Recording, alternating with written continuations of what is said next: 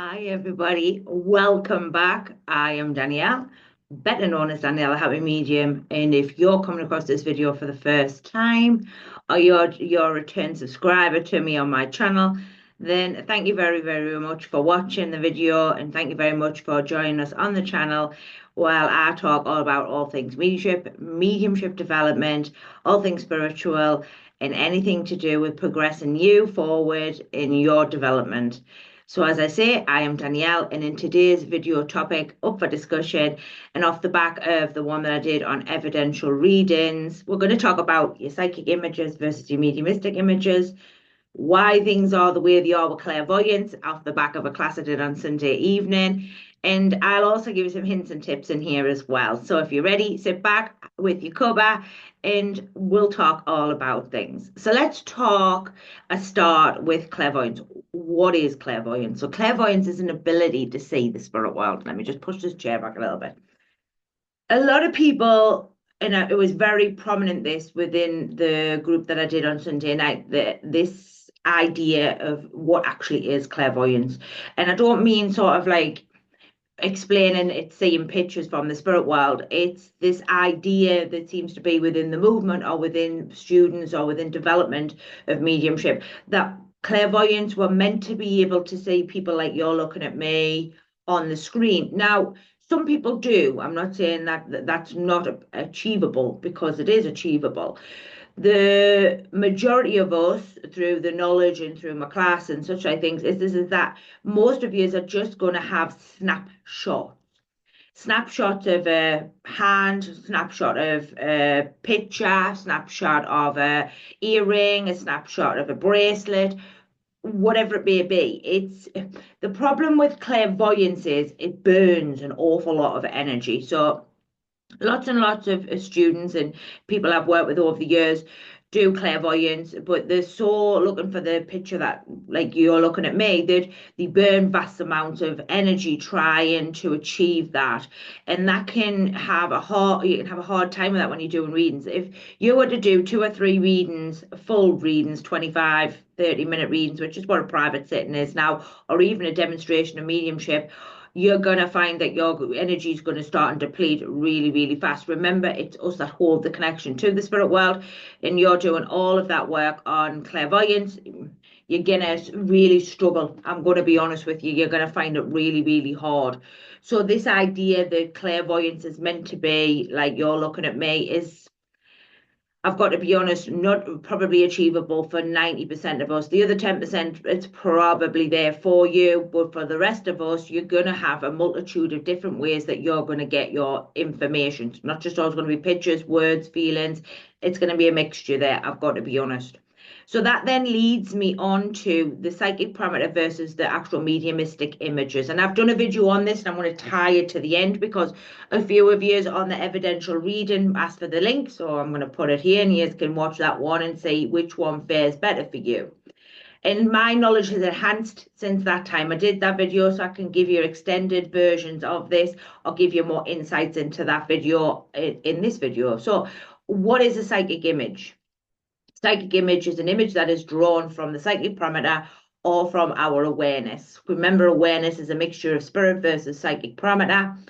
And what is a full spirit image? It is an image that is produced by the intelligence of the communicator or the guide in order for you to either, one, give information, or to be able to connect to a guide in which that you're looking for. And that is probably the difference. So one of the things that was talked about when I did the evidential reading was, how do you know the difference? Now, in the video that you're going to watch that I did a few years ago, I learned this technique that there was 2 different ways in which that I could tell a difference. For me, a psychic image is very standard. It's got no real sort of depth to it.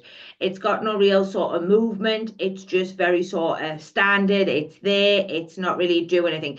Let me give you an example. A Facebook ad or a YouTube ad, for example. Some of them will just be box standard. There's no real nothing to them. When you do Facebook Reel or you do a YouTube video, there's a lot more content, there's a lot more depth, there's things moving around, there's things happening.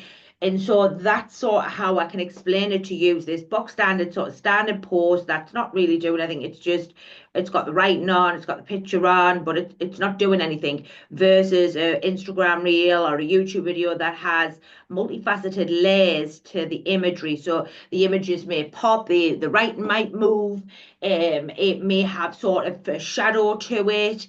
Whatever it is that it's going to work for you, you're going to find that that's how you see your images. Another thing, sort of going back to what we've just talked about there, is that from what I've learned over the years of doing mediumship and doing communications and also working with the spirit world, is that my spirit images are quick. So they sort of shoot in, shoot out.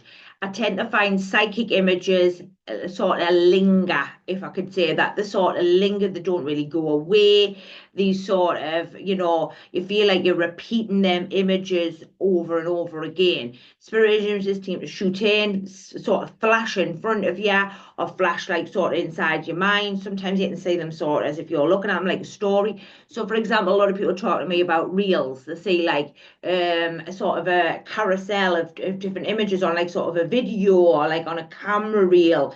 That's spirit inclined, and that's where they're showing you the story and they're showing you the movement within the story, and you're meant to tell that story. So I know a few of you get that image. That's a spirit connection. That's, you can't produce that in the psychic parameter. So when you're looking at your images, you need to think about these things. Now, I am going to talk you through some different techniques that you can use to try to see what works for you. So one of the first things that I've talked to lots of you here on the channel about is the movement of the mind, the sort of awareness that we need to find in order to find our connection. And as I've said in many different videos, and I've got videos, Spirit World 1, Spirit World 2, check them out on the channel. It's going to help you find your connection to the spirit world. What we shouldn't be doing is sitting on the right-hand side. The right-hand side is a psychic parameter. If you are not moving your mind or doing anything and you're just connecting here, all you're doing is working the psychic parameter. So you will get imagery because psychic energy will talk to you, but it's not coming from an intelligence. It's just coming from what you've conjured up, or what your oracle field is thinking about, or what you're thinking about on a day-to-day basis. So this is never really helpful. When we then move the mind to the awareness, we've still got a touch of you, but we're now starting to find the link to the spirit world. This is where I've talked about your intention would go in, and then what would happen is we would then move the mind. The intention would push the mind over, and our job is to hold the mind in the spirit world. The spirit will not hold that mind for you. It's not going to do that for you. You've got to learn to teach the mind to stay there when you're doing communications. And I've talked about this on many different videos, but I can discuss that further again if you so wish in different videos. Let me know in the comments box. So before we even move the mind, you should be learning to sit in your own energy. I've done a video on it called Awareness. Check it out in the channel again. What you should be doing there is learning to understand your energy by looking at the imagery that is produced within that own energy field of yours, which is the oracle field to me and you. You should be making mental notes of them imagery. You should be making a look of how them are coming in, what they look like, what they're doing, what they're not doing. Then what you should be doing is moving your mind to the spirit world, do a communication, and look at the difference between this image versus that image. Because everybody's way of learning their imagery is different. So this way is probably unique to you. One of the things that I strive for with anything to do with mediumship is to find your mechanics. The beautiful thing about you finding your mechanics is it belongs to you. It then becomes something you can build on. If it belongs to somebody else or it's been added in by somebody else, it eventually has to be taken out at some point because it's not good enough. It's not good enough for your mind, or it needs to be shifted and altered to fit your mindset. So this is one of the really quick and helpful ways for you to learn the difference between your psychic imagery and your mediumistic imagery. Now, what you could do if you're not doing communications is you could ask for your guides to come forward and look at the difference of that image, or the way in which that them images are given to you versus the images that you get from the psychic parameter. If you've got no guides in place, then let's use your loved ones. They're going to help with your development. Don't ever think that your guides are not there to support your guides. Your loved ones aren't there to support you. So if you've got no guides in place, use your loved ones. If you haven't got any loved ones, use the animals you have over there. If you feel like you're not very comfortable with your loved ones, not that I don't think that's possible, but some people sort of find it upsetting to have them come forward. So try the animals. You've got plenty of things that you could be using in the spirit world that belong to you that you could use for practice. This is the surest and probably easiest way for you to learn the difference. And when you start to know the difference, you then know whether that image is actually coming from the spirit world or whether it's just you that's made it up. This takes practice, and I've talked about this. You should have a book, at least a book that you use or have used for mediumship, to write down different symbols, different looks of imagery, what was said in that reading versus what was said in that practice circle, so that you can start to build a sort of a database of information that you can then refer back to if you need to understand more about what the spirit world's trying to do. You're not going to get your mediumistic images if you haven't moved the mind and you haven't found that connection. It's as simple as that. Otherwise, you're forever working in the psychic and the awareness. That's, you haven't gone any further than that. So make sure when you're doing this exercise, the mind is in the spirit world. A couple of ways to connect to that. If you've already got a guide in place, connect to the guide. If you're connected to your guide, you are in the spirit world. Guides cannot sit in the psychic parameter. They are not permitted to sit in the psychic parameter because that energy is different to the spirit world's energy. Can they sit in the awareness? Maybe in a push. I've got to be honest. In order to find guides or to find communicators, you've got to be in the spirit world. One of the reasons I put guides in place for with all of my students is so that their mind gets used to connecting to the spirit world, connecting to the guide, and staying there when they do their work, and so that they're always working evidentially and with the spirit world. So this is one of the things that I think is important when we're doing mediumship. For me, these are some of the ways in which that I have learned. In the other video, I'll talk a little about some other different pieces that I learned years ago. Do I use them? Yes. Do I still use them things to this day? Yeah, because they're my mechanics. They're things that I've learned over the years that suit my mind and suit my way in which that I interpret the pictures. If you find that your pictures are more psychic based and not mediumistic, what are the reasons for that? A couple of reasons. Could be you've dropped your link. Could be that your mind didn't quite make it to the spirit world. Could be that connection as well. It could also be as well that there's a mixture of you, too much of you in and not enough of the spirit world. That's your job to learn the difference. That's your job to be able to understand how quick your mind is slipping away from the spirit world and when you need to pull it back. A couple of ways to pull it back: change your wording. One of the things that for me I've seen over many years with mediumship is I feel. I do. It should be Dad's telling me, Mum's making me aware, the spirit world's giving me. These words are going to keep the mind in the spirit world. It's also going to help you keep connected to the communicator. These are just some of the ones that I use. I have a multiple range. Often when I hear the words I do or I feel, that's more coming from you. It's not coming from an intelligence. When we're talking about an intelligence, we're talking about an extension. So it's a bit like your grammar. It's a bit like your plurals.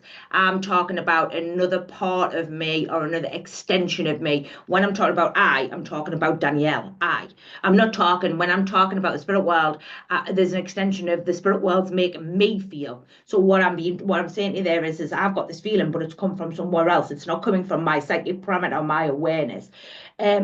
It also looks professional. Looks like you know what you're doing. If I feel I do, it's like, well, that's a lot of psychic parameter going on there, and that's something you've got to become aware of. There's lots and lots of things that if you learn to just change a couple of things, you could really elevate your mediumship to the next level. It's so simple yet overly complicated, and it doesn't really need to be as complicated as it is. So in this video, we've talked about psychic images versus mediumistic images. I am going to do some on clairaudience. I am also going to, which I know will be very popular with some of you on here on the channel. I'm going to do some on clairsentience and claircognition. I'm probably going to do a little bunch of these ones just to give you a little bit more heads up. Let me know how how this resonates for you. Let me know how, if you're doing any of these things at all. Do you know the difference? If so, how? So you could maybe help some of the others here on the channel or support them with their development. I always love things like that. But yeah, it's been a pleasure. There was no video last week. It was Good Friday here. It was Easter weekend, so there was no video up last week. But I'm back this week and also on Friday as well. So I look forward to seeing you all soon. Thank you very much for joining me. Please like, share, subscribe, and I'll see you all very, very soon. Bye for now.